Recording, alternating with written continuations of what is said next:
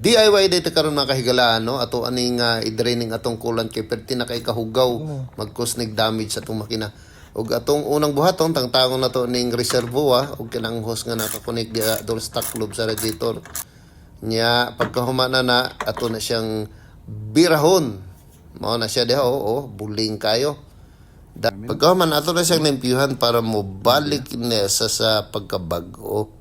Kining yelo nga akong gibilugan mo na ni drain line ko na do silalom di mo gina siyang kuoton gamitan mo planggana sok-sok sa ilalom o ato na ng tangtangon ng drain line para mutulo na ang coolant then kana pong taklob niya mo din ang taklob dito sa drain yellow ang color mo ni kung gibagit ganiha ato na siyang ibalik kay magsalin na tag pang flashing ang gamiton day nato distilled water ha.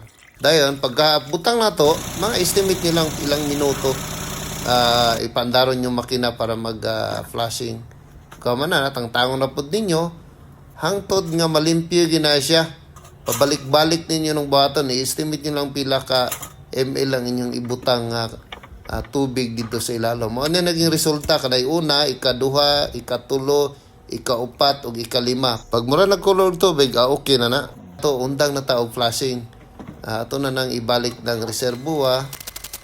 Pagkahumanaan na, ato na nang salinan og pure coolant. Ayon ninyong sa guli og tubig.